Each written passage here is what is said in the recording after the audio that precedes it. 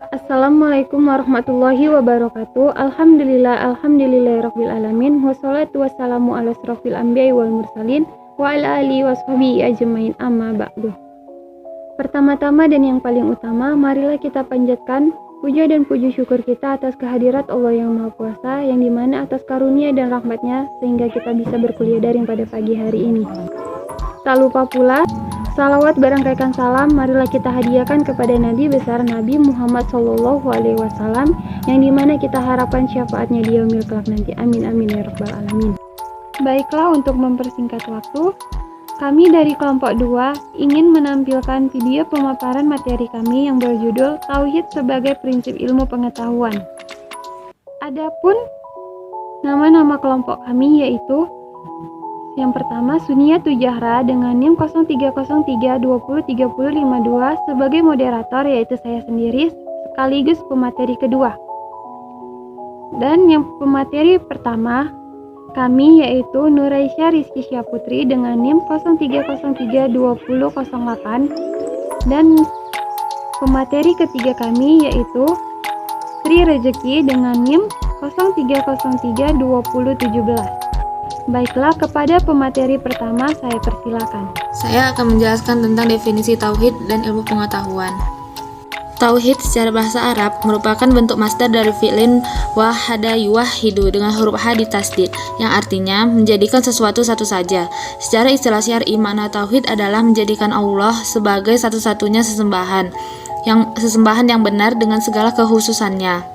Sesungguhnya dapat dipahami bahwa banyak hal yang dijadikan sesembahan oleh manusia, bisa jadi berupa malaikat, para nabi, orang-orang solih, atau bahkan makhluk Allah yang lain. Namun, seseorang yang bertauhid hanya menjadikan Allah sebagai satu-satunya sesembahan saja.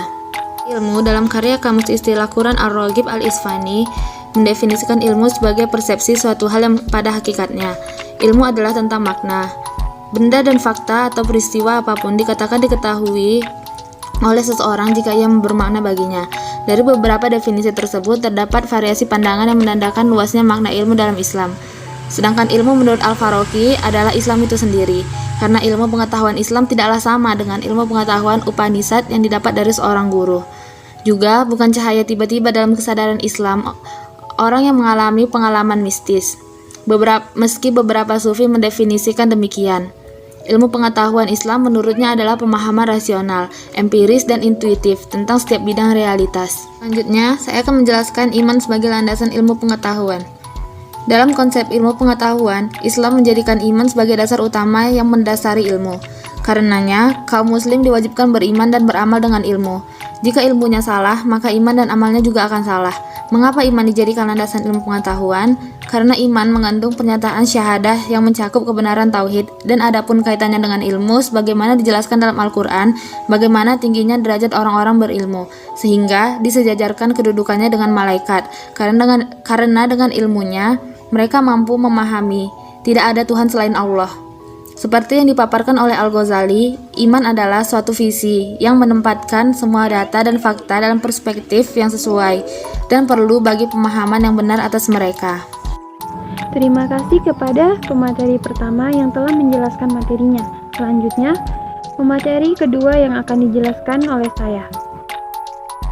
Di samping iman yang dijadikan sebagai dasar keilmuan, Islam menjadikan wahyu sebagai sumber utama ilmu, sebagaimana wahyu pertama Quran Surah Al-Alaq ayat 1-5, yang artinya, bacalah dengan menyebut nama Tuhanmu yang menciptakan. Dia telah menciptakan manusia dari segumpal darah. Bacalah, dan Tuhanmu lah yang maha pemurah, yang mengajarkan manusia dengan perantaraan kalam. Dia mengajarkan kepada manusia apa yang tidak diketahuinya. Ayat tersebut memiliki arti khusus sebagai epistemologi yang secara mendalam membahas proses yang terlihat dalam usaha manusia untuk memperoleh ilmu. Oleh karena itu, penjelasan mengenai sumber-sumber ilmu dalam Islam ditekankan kepada kalam Allah Subhanahu wa Ta'ala yang berupa kitab suci Al-Quran. Kemudian, Nabi atau Rasulullah Shallallahu Alaihi Wasallam sebagai penerima wahyu dan merujuk pada hadis. Al-Faruqi menegaskan bahwa Al-Quran merupakan pesan ilahi yang maha suci, sehingga kebenarannya terjaga di samping wahyu Islam yang menggambarkan dirinya sebagai risalah. Selain itu, ia menegaskan bahwa Al-Quran merupakan pusat gagasan mengenai wujud ilahi yang esa, mutlak, transenden, pencipta, dan penyebab menilai segalanya. Dimensi tauhid dalam membentuk esensi peradaban manusia berilmu. Sifat dari pernyataan tauhid mengakui akan kebenaran sebagaimana pernyataan syahadat, la ilaha illallah, tiada Tuhan selain Allah, dalam rangka membangun peradaban manusia berilmu yang beresensi tauhid. Al-Faruqi menekankan dua dimensi penting dalam tauhid, yaitu dimensi metodologis dan dimensi kontekstual. Pertama, dimensi metodologis yang meliputi 3 prinsip utama, yakni unitas, rasionalisme, dan toleransi. Ketiga prinsip ini yang menentukan bentuk peradaban Islam. Kedua, dimensi kontekstual atau isi, bahwa tauhid sebagai esensi peradaban Islam mendasari isi peradaban Islam itu sendiri. Dalam kaitan ini, tauhid memiliki fungsi sebagai prinsip utama dalam epistemologi. Jadi, tauhid berarti penafian kekuatan lain yang berlaku dalam alam luar kekuatan Tuhan, yang inisiatif abadinya merupakan hukum-hukum alam yang tak berubah. Sekianlah pemaparan materi dari saya. Selanjutnya yang akan dijelaskan oleh pemateri ketiga. Baiklah, saya sebagai pemateri 3 akan menjelaskan tentang klasifikasi dan hierarki ilmu pengetahuan. Konsekuensinya, Islam tidak mengenal dikotomi ilmu yang satu diakui dan yang lainnya tidak.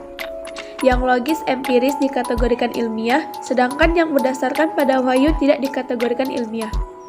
Semua jenis pengetahuan, apakah itu yang logis empiris, apalagi yang sifatnya wahyu atau relation, dilakui sebagai sesuatu yang ilmiah. Dalam Hanzah, pemikiran Islam yang dikenal hanya klasifikasi atau pembedaan atau diferensi atau perbedaan, bukan dikotomi seperti yang berlaku di Barat. Al-Faruqi menjelaskan bahwa al-ulum al-syai'iyah adalah ilmu-ilmu yang berkaitan dengan aspek keagamaan yang menjadi dasar dalam rangka memahami wahyu. Yang termasuk dalam kategori ilmu adalah ilmu bahasa, ilmu Al-Quran, ilmu hadis, dan ilmu syariat.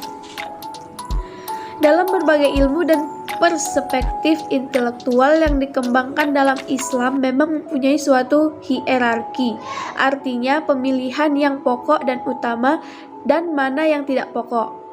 Tetapi hierarki tersebut akhirnya bermuara pada pengetahuan yang maha tunggal sebagai substansi segenap ilmu. Inilah yang menjadi alasan para ilmuwan muslim berusaha mengintegrasikan ilmu-ilmu yang semula dikembangkan peradaban-peradaban lain ke dalam skema hierarki ilmu pengetahuan menurut Islam.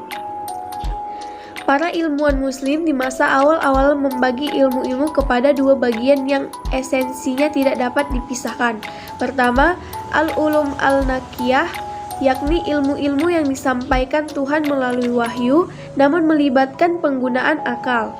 Yang kedua adalah al-ulum al-aqiyah, yakni ilmu-ilmu intelek yang diperoleh hampir sepenuhnya melalui penggunaan akal dan pengalaman empiris. Kedua bentuk ilmu ini secara bersamaan disebut al-ulum husuliyah, yaitu ilmu-ilmu perolehan. Seperti Ibnu Sina dalam bukunya Al-Shifa, ia membagi ilmu menjadi dua falsafah teoritis atau untuk meluruskan berpikir dan falsafah praktis atau untuk meluruskan perbuatan. Dalam falsafah teoritis, Ibnu Sina membagi menjadi 3 macam ilmu. Ilmu tabi'i, yaitu ilmu paling bawah, kemudian ilmu matematika yang disebut ilmu pengetahuan, dan ilmu ketuhanan yang dianggap sebagai ilmu tertinggi.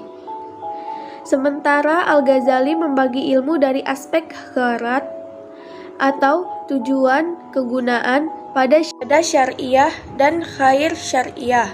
Syariah yang dimaksud Al-Ghazali adalah ilmu yang berasal dari Nabi Shallallahu Alaihi Wasallam, sedangkan khair syariah adalah yang dihasilkan oleh akal seperti ilmu hitung, dihasilkan oleh eksperimen seperti kedokteran, atau yang dihasilkan oleh pendengaran seperti ilmu bahasa. Sekian dari saya kembalikan kepada moderator.